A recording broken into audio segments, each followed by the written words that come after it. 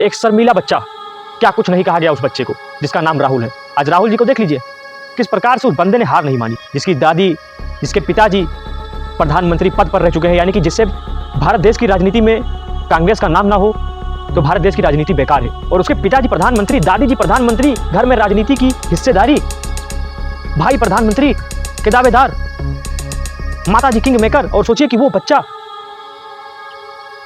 जो इतना ऐशो आराम में पला है और वर्तमान समय में कितना लगन, यकीनन युवाओं को इससे बहुत कुछ सीखना चाहिए। मैं हर युवा को बताता हूं कि उस बच्चे से, उस बंदे से बहुत कुछ सीखना चाहिए। और आप तमाम लोग, हर युवा आज राहुल गांधी से बहुत कुछ सीख सकते हैं। परिवर्तन किया कि महज 10 साल के अंदर ही, केवल 10 साल के अंदर ही बीजेपी की डिमांड खत्म हो गई देश से। केवल 10 साल के अंदर, ज़्यादा नहीं, केवल 10 साल के अंदर बीजेपी की डिमांड को देश से खत्म कर दी। दो अपने दुश्मन को भी गले लगा लेना, वही तो मान है। लोग उसको पप्पू पप्पू कहते थे उस बंदे को, कि पप्पू पप्पू पप्पू। वो कहता क्या है, उसका जवाब सुनिए आप। वो बंदा कहता है कि हो सकता है मैं आपके लिए पप्पू हूं, लेकिन आपके लिए मेरे दिल में आज भी प्यार है, मैं आपके प्रति ईर्ष्या भाव नहीं है। वो बंदा कह रहा है, समझ लीजिए वो विपक्ष के हैं, और वो बंदा कह रहा है कि आपके लिए मेरे दिल में कभी भी नफरत नहीं है, प्यार है, प्यार। और ऐसा कहना और गले लगा लेना, यकीनन ये महानता वाली व्यक्ति की निशानी है। नमस्कार मित्रों, वर्तमान समय में आज राजनीति की बात करते हैं, और राजनीति में एक ऐसे व्यक्ति की बात करेंगे जिसे ना जाने क्या कुछ कहा गया राजनीति में, और जिसे राजनीति का एक पन्ना भी मालूम नहीं था, जिसके पास ना पैसे की कमी, ना पावर की कमी, ना सत्ता की कमी, जिसकी दादी, जिसके पिताजी प्रधानमंत्री पद पर रह चुके हैं, यानी कि जिससे भारत देश की राजनीति में कांग्रेस का नाम ना हो तो भारत देश की राजनीति बेकार है, इसमें कोई दो राय नहीं है। और जब भी भारत देश की राजनीति होगी तो कांग्रेस का बात सबसे पहले होगा। जब वह व्यक्ति राजनीति में कूदता है, 1885 में जो कांग्रेस की स्थापना हुई, और जब वह बच्चा राजनीति में कूदता है, एक शर्मीला बच्चा, क्या कुछ नहीं कहा गया उस बच्चे को जिसका नाम राहुल है। आज राहुल जी को देख लीजिए किस प्रकार से उस बंदे ने हार नहीं मानी। मैं बहुत यकीनन मैं उस बंदे को देखता हूँ, आज जिसके पिताजी एक टीचर हो जाते हैं ना मामूली, वो बच्चे अधिकतर पढ़ाई छोड़ देते हैं, या पढ़ाई छोड़ दिए, या उनको अपने पद का गुमान हो गया कि मेरे पिताजी टीचर है, या मान लीजिए जिसके यहाँ पे प्रधान हो जाते हैं वो उसी में खुश कि मेरे पापा प्रधान है, और उसके पिताजी प्रधानमंत्री, दादी जी प्रधानमंत्री, घर में राजनीति की हिस्सेदारी, भाई प्रधानमंत्री के दावेदार, माता जी किंग मेकर। और सोचिए कि वो बच्चा जो इतना ऐशो आराम में पला है और वर्तमान समय में कितना लगन, यकीनन युवाओं को इससे बहुत कुछ सीखना चाहिए। मैं हर युवा को बताता हूं कि उस बच्चे से, उस बंदे से बहुत कुछ सीखना चाहिए। और आप तमाम लोग, हर युवा आज राहुल गांधी से बहुत कुछ सीख सकते हैं। जीवन में ना हार मानने की कला अगर आपको सीखना है तो आप राहुल गांधी से सीखिए, जिसके घर में कुर्सियां ही कुर्सियां, प्रधानमंत्री कुर्सी, मुख्यमंत्री कुर्सी, मतलब राजनीति का गढ़। और कहा जाता था कि जब बीजेपी की सरकार बनी 2014 में, कहा जाता था कि आप जिस प्रकार से कांग्रेस ने राज किया है 70 साल तक, उसी प्रकार से बीजेपी भी रहेगी। लेकिन सर, उस बंदे ने 2014 में जब वो हारा, मतलब उनकी सरकार नहीं बन पाई, तो उस बंदे ने कुछ अपने आप को कितना चेंज कर लिया ना, इतना मॉडिफाई कर लिया, और एक से एक परिवर्तन देखने को मिले। और क्या परिवर्तन किया कि महज 10 साल के अंदर ही, केवल 10 साल के अंदर ही बीजेपी की डिमांड खत्म हो गई देश से। केवल 10 साल के अंदर, ज़्यादा नहीं, केवल 10 साल के अंदर बीजेपी की डिमांड को देश से ख़त्म कर दिया, और केवल अकेले बंदे ने। और उस समय आप जानते हैं जब हार मिली 2019 में, तो ना जाने कितने पार्टी के मेंबर ने, ना जाने इनके कितने परिवार के मेंबर ने, राहुल गांधी के परिवार के मेंबर ने ही कांग्रेस पार्टी से अपना इस्तीफा दे दिया।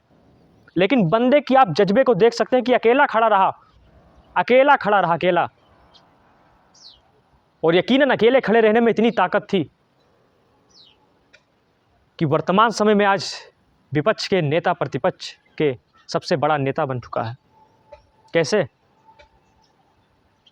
केवल ना हार मानने की कला। आज उनके पास ना पावर की कमी, ना पैसे की कमी, ना सत्ता की कमी, लेकिन उसके बावजूद भी ना हार मानने की कला। कश्मीर से कन्याकुमारी, क्या क्या जज्बा है उस बंदे के अंदर। आप उसकी स्पीच को देखिएगा, वो दो अपने दुश्मन को भी गले लगा लेना, वही तो मान है। लोग उसको पप्पू पप्पू कहते थे उस बंदे को, कि पप्पू पप्पू पप्पू। वो कहता क्या है, उसका जवाब सुनिए आप। जो अपने दुश्मन को गले लगा ले वही तो महान है। वो बंदा कहता है कि हो सकता है मैं आपके लिए पप्पू हूँ, लेकिन आपके लिए मेरे दिल में आज भी प्यार है, मैं आपके प्रति ईर्ष्या भाव नहीं है। वो बंदा कह रहा है, समझ लीजिए वो विपक्ष के हैं, और वो बंदा कह रहा है कि आपके लिए मेरे दिल में कभी भी नफरत नहीं है, प्यार है, प्यार। और ऐसा कहना और गले लगा लेना यकीनन ये महानता वाली व्यक्ति की निशानी है। महान है वो। तुम्हारी जीत से ज़्यादा चर्चा तो हमारे हार की है। और ऐसे अगर देश में विपक्ष के रहेंगे, और वर्तमान समय में अब लग रहा है कि क्या लोकतंत्र है भारत देश का। यकीनन एक वो समय था 2014 2019, ये समय था एक तरफा। और वर्तमान समय में केवल एक बंदे ने अपने हिम्मत नहीं आ रही उस व्यक्ति ने, और वह विपक्ष का सबसे बड़ा दमदार नेता बन चुका है। लोग उसकी आवाज़ को बाहर नहीं सुनते हैं, देश में छोड़ दीजिए, बाहर सुनते हैं, बाहर। विदेश में जाता है व्यक्ति, बोलता है, एजुकेशन के बारे में बताता है, राजनीति के बारे में बताता है, डेमोक्रेसी के बारे में बताता है, कॉन्स्टिट्यूशन के बारे में बताता है। क्या बंदा, यकीनन मैं उससे बहुत कुछ सीखता हूँ। क्या क्या यात्राएं निकाल दी कश्मीर से कन्याकुमारी, और यकीनन क्या संघर्ष किया है बंदे ने। और आज वर्तमान समय में जिसके घर के एक लोग प्रधान हो जाते हैं ना, वो इतना संघर्ष नहीं कर सकते जो एक प्रधानमंत्री का लड़का कर रहा है। और वो समझ लीजिए मैं इस व्यक्ति को जीतता हुआ कहता हूं, क्योंकि हार कर जो जीत जाए ना वही सबसे बड़ा महान होता है।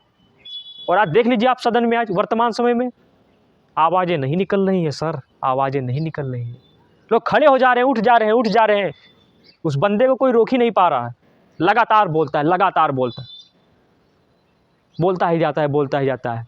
जबकि उस व्यक्ति का राजनीति में जाना पहले अनिश्चित था, वह नहीं जाना चाहता था, लेकिन कूदा क्या जज्बे के साथ।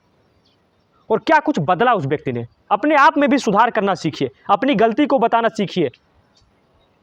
वह बंदा अपनी गलती भी बताता है, अपनी पार्टी की गलती भी बताता है कि मैंने कहाँ पर गलती की, हमारी पार्टी से कहाँ पर चूक हुई।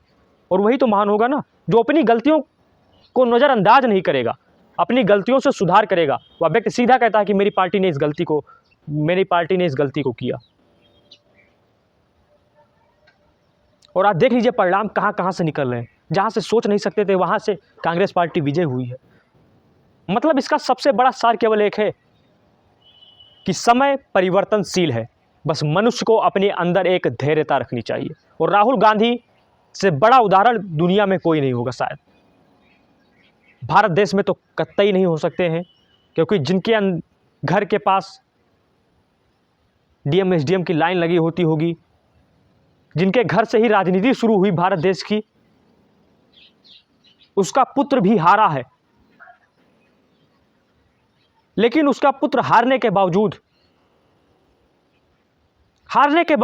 शायद आज उसके माँ बाप अगर हैं, खैर माँ तो हैं, पिताजी तो नहीं रहे, तो क्या गर्व रहा होगा, यकीनन क्या गर्व रहा होगा उस माँ को कि मेरा बच्चा इतना कुछ होने के बावजूद हिम्मत से किस प्रकार से लड़ रहा है लगातार, और क्या जज्बे के साथ। और अगर ऐसा व्यक्ति रहेगा तो उस व्यक्ति को विजय छोड़ दीजिए आप, महज 10 साल के अंदर सारा कुछ बदल दिया राजनीति में। लोग कहते थे कि एक तरफा होगा, जिस प्रकार से 70 साल कांग्रेस रही उसी प्रकार से कुछ नहीं, 10 साल के अंदर बीजेपी आधी हो चुकी है। रियलिटी इन द इंडिया, 10 साल के अंदर बीजेपी को आधा कर दिया, बिल्कुल आधा कर दिया। और आज वर्तमान समय में क्या हालत है बीजेपी की, सहारे से टिकी हुई है। बंदा बोलता है कि सरकार तुम्हारी है लेकिन चला हम रहे हैं। क्या जज्बा रहा होगा उसके अंदर, और क्या लड़ा है उस व्यक्ति ने, क्या कितनी कुर्बानी देखी है। जिसने अपने दादी माँ को खोया, जिसने अपने पिता को खोया केवल राजनीति के लिए, लेकिन उस व्यक्ति ने अभी भी हार नहीं मानी। और यकीनन ऐसे व्यक्ति जीवन में जीते या हारे, हार जीत का तो कोई सवाल ही ना उठता है, लेकिन उसके धैर्य से, उसके साहस से यकीनन बहुत महान है वो व्यक्ति, बहुत महान है। जितनी प्रशंसा मैं करूं वो कम है और क्या धैर्य उसके पास। आप एक एक शब्द उस व्यक्ति का नोटिस कर सकते हैं कि किस प्रकार से कितनी सटीकता रहती है उनके भाषण में और कितना सीरियसनेस होता है भाषण में। यही होता है ना। और आज आप देखते हैं हर व्यक्ति, आप देखते हैं वर्तमान समय में जितने महान व्यक्ति हुए, सचिन तेंदुलकर का बेटा सचिन तेंदुलकर की तरह नहीं हो पाया।